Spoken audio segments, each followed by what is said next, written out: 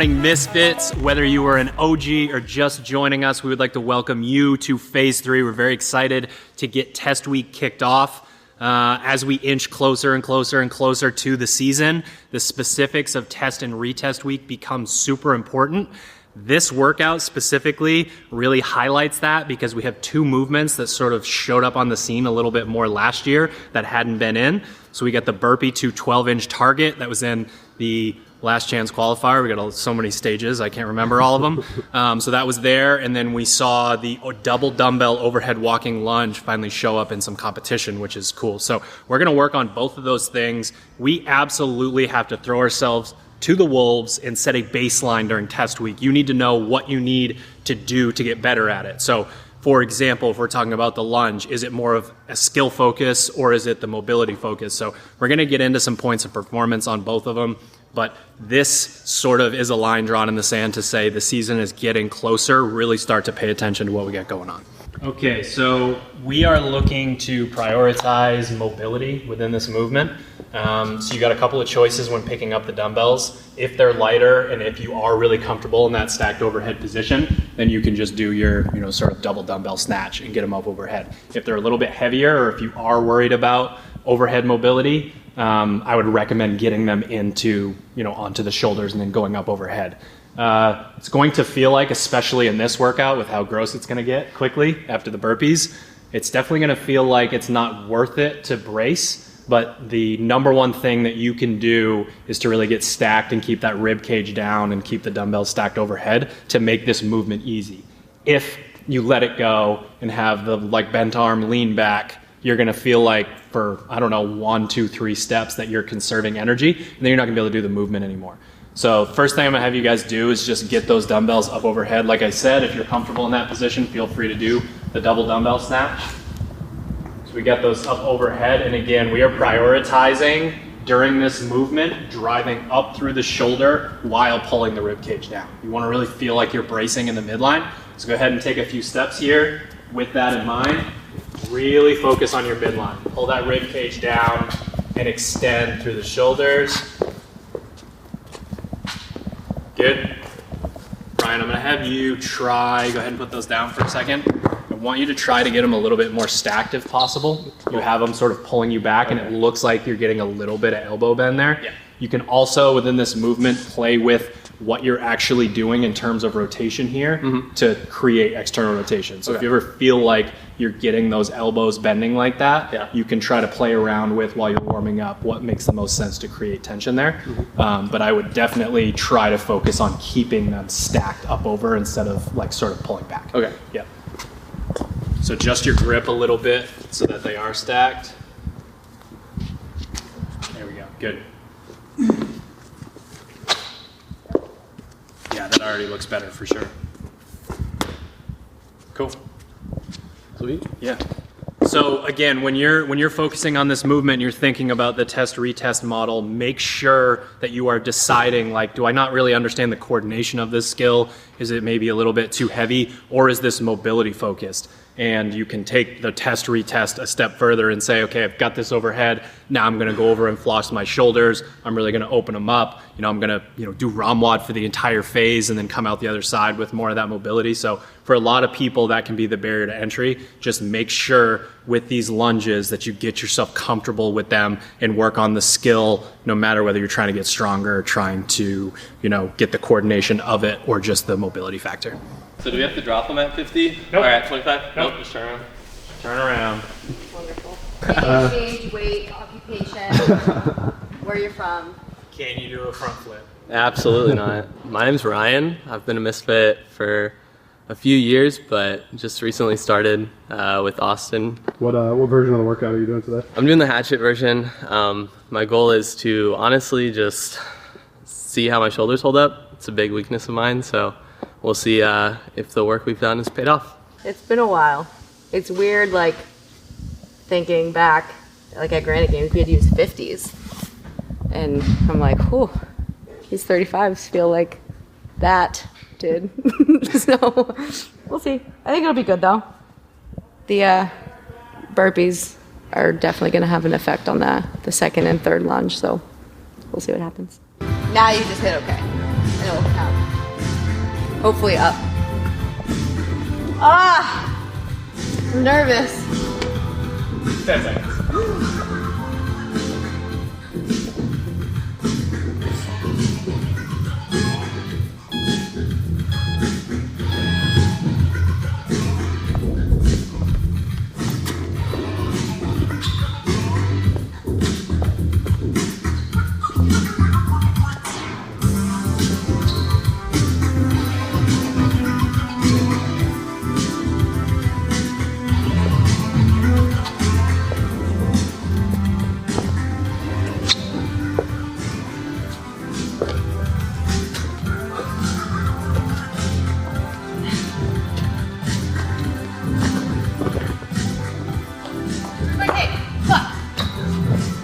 Silver.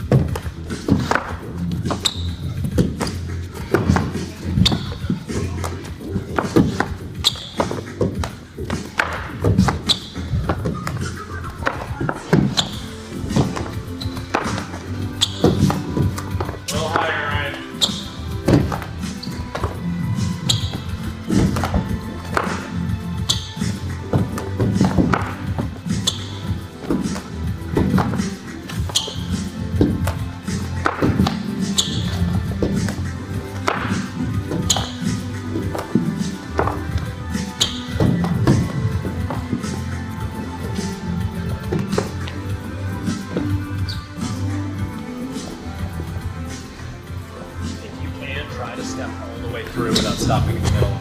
Just see how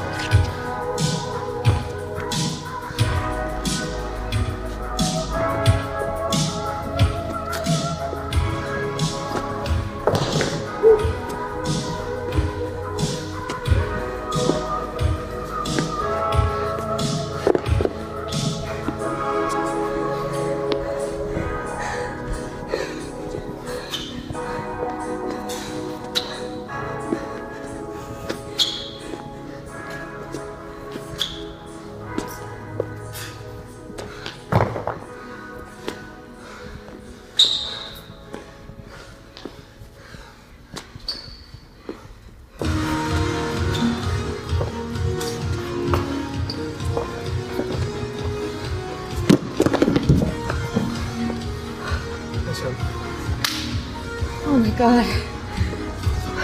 They get tough on the shoulders? Yeah, definitely. But very tough on the legs. I can feel the burn during the first 20 burpees quite a bit.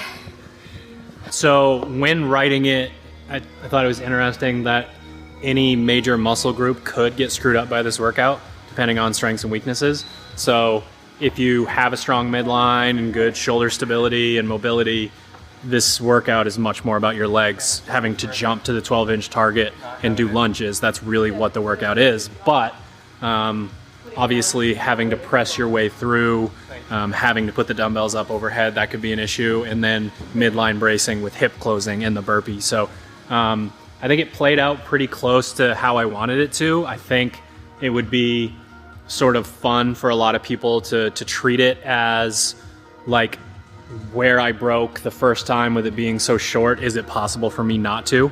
You know, sort of that second time, is it worth an extra second before you pick up the dumbbells to be able to go down and back? And I also think this workout is a perfect candidate for, you need to have either a training partner or know other people's scores going into it, because if you're a little bit scared of these movements or they're new to you, can add a minute or two that doesn't necessarily need to be there. So with test retest, we really want to sort of push that competitive element and get the best time that you possibly can. I'm not good at overhead walking lunges.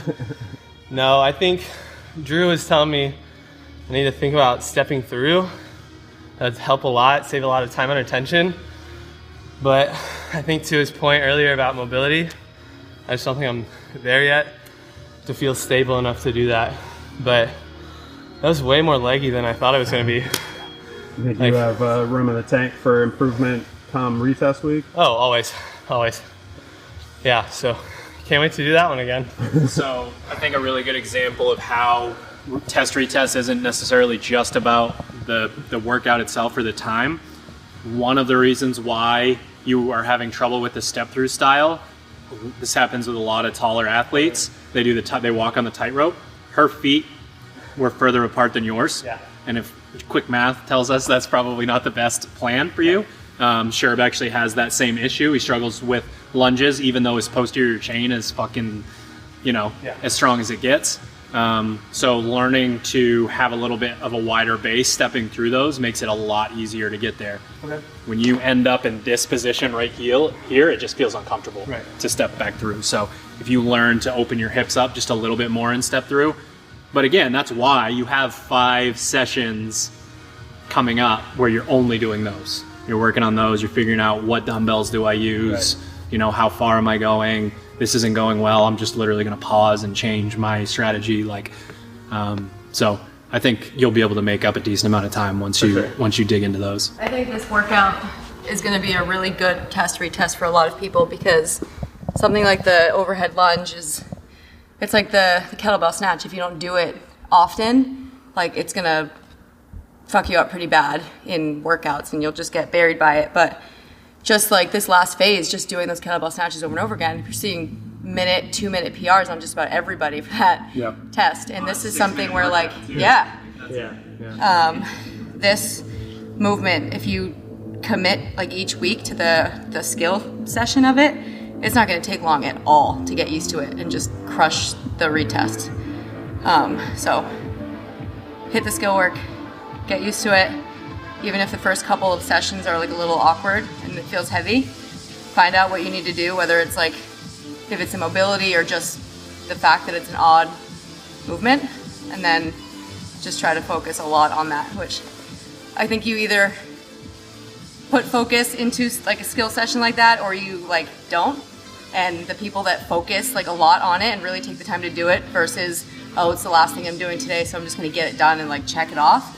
Those are going to be the people that really see the benefit of it in this next phase. So. All right, test week is here. Phase 3 is here. Like I said before, it just gets a little bit more exciting each time as we get closer and closer to the season. I got to tip my cap to the people that are showing up in retest week for phase 2. You guys are absolutely crushing it. So whatever you did, if you're taking our advice, you're taking the type of advice that Caroline just gave, continue to really sink into that. The more you learn how to improve your skills while getting fitter, the more you're going to be able to apply that to muscle ups and handstand push-ups, chest to bar, whatever your issue is. So we couldn't be more excited to get into phase 3. Good luck.